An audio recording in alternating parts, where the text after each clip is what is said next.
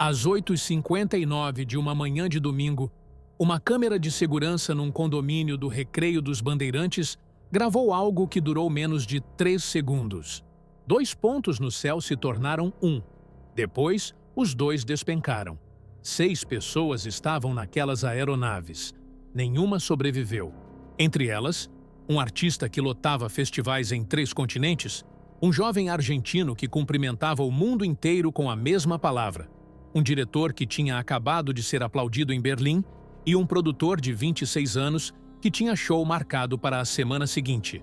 O que ninguém te contou ainda é o seguinte: um desses helicópteros estava no radar da ANAC desde março de 2025.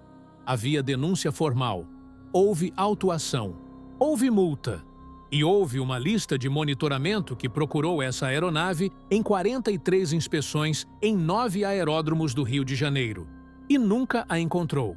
Quando 2 helicópteros batem no ar sobre uma das maiores cidades do Brasil, a pergunta mais fácil é como isso aconteceu.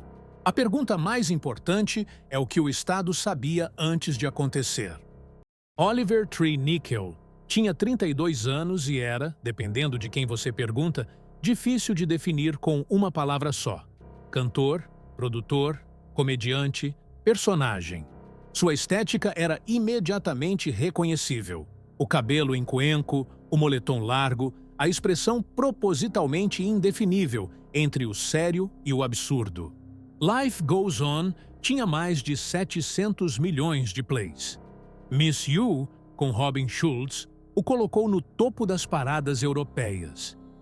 Estava no Brasil como parte da sua primeira turnê mundial, promovendo o álbum Love You Madly, Hate You Badly. Tinha tocado em São Paulo no dia 6 de junho. O próximo show era em Lisboa, no dia 1º de julho.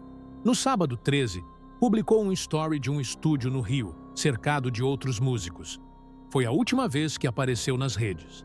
Gaspar Prim Dias tinha 23 anos e era conhecido em toda a América Latina como Gaspi. Seu canal no YouTube beirava os 3 milhões de inscritos. O bordão era Buenas, uma corruptela carinhosa de buenas que seus seguidores haviam transformado em senha de identidade geracional.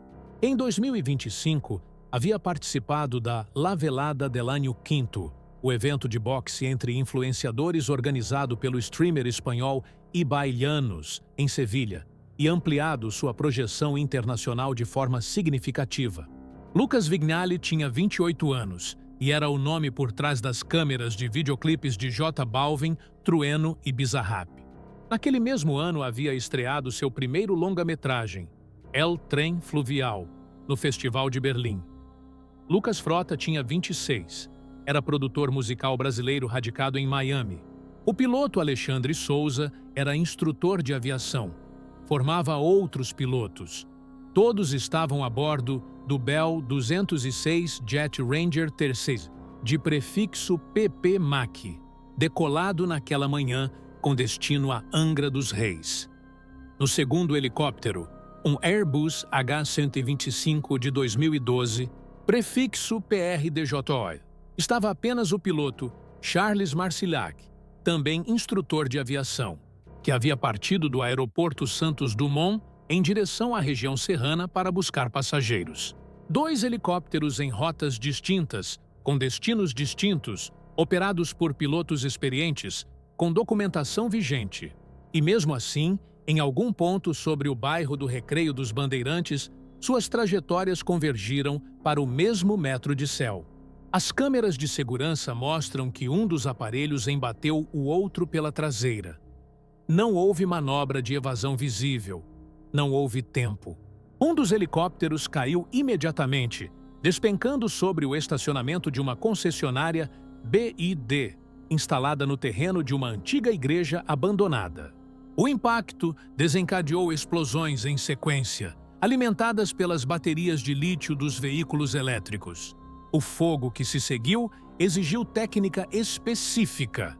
Bateria de lítio não responde à extinção convencional, e os 45 bombeiros no local tiveram que adaptar o protocolo em tempo real. O segundo helicóptero caiu a 100 metros de distância, invertido, sem incendiar. Ao todo, 20 carros foram destruídos. A Avenida das Américas foi bloqueada. E dentro dos destroços das duas aeronaves, 6 corpos esperavam identificação. A pergunta que especialistas em aviação passaram a fazer nas horas seguintes ao acidente é tecnicamente precisa e perturbadora ao mesmo tempo. Como 2 pilotos experientes, em condições meteorológicas normais, numa rota conhecida, não se viram a tempo?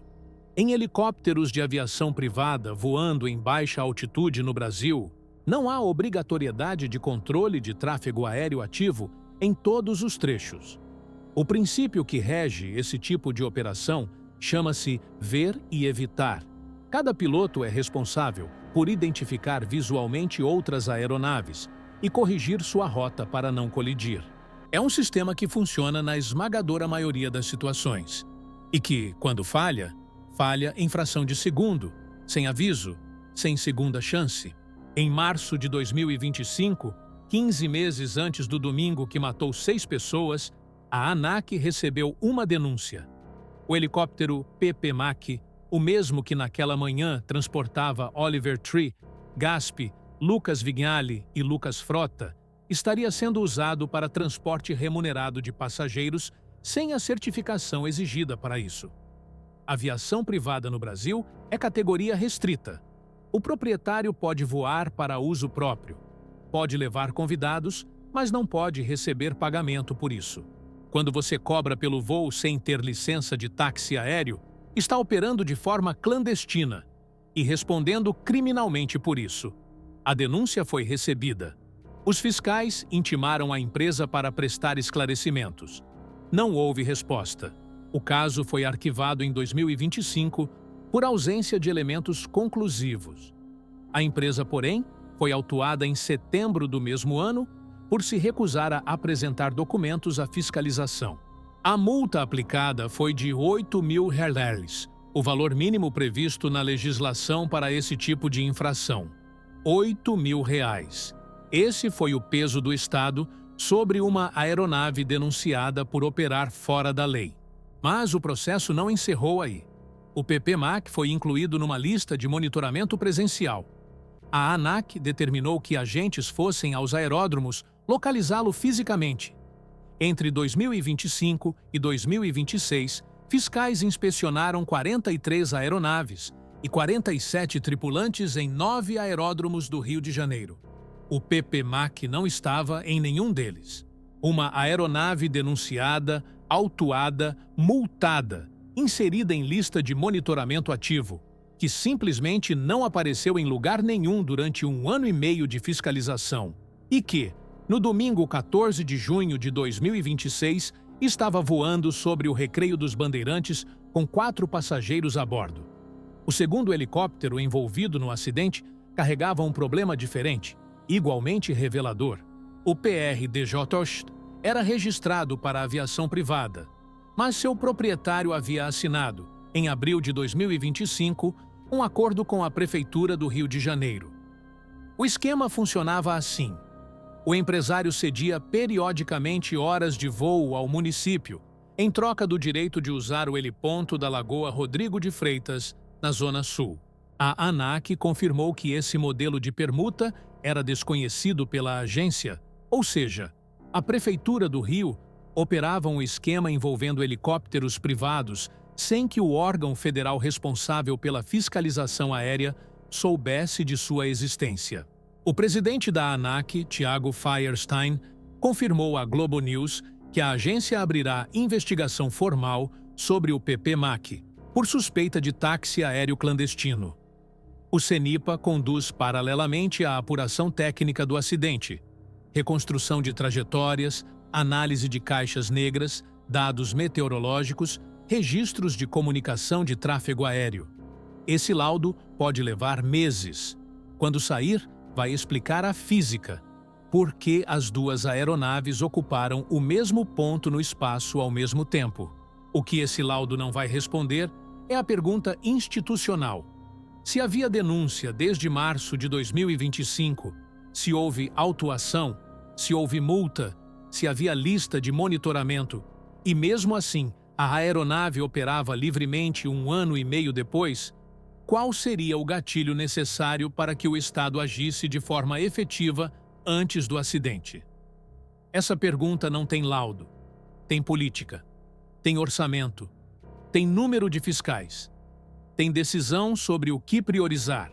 E enquanto essa resposta não existir, o sistema que falhou no domingo 14 de junho vai continuar funcionando exatamente do mesmo jeito, até que outro ponto no céu do Rio se torne um.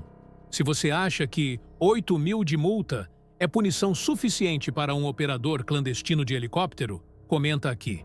E se você não sabia que a ANAC pode multar, arquivar e perder a aeronave de vista, agora você sabe. Inscreve no canal. O próximo vídeo é sobre outro setor que o Brasil regulamenta no papel e ignora na prática. Até lá!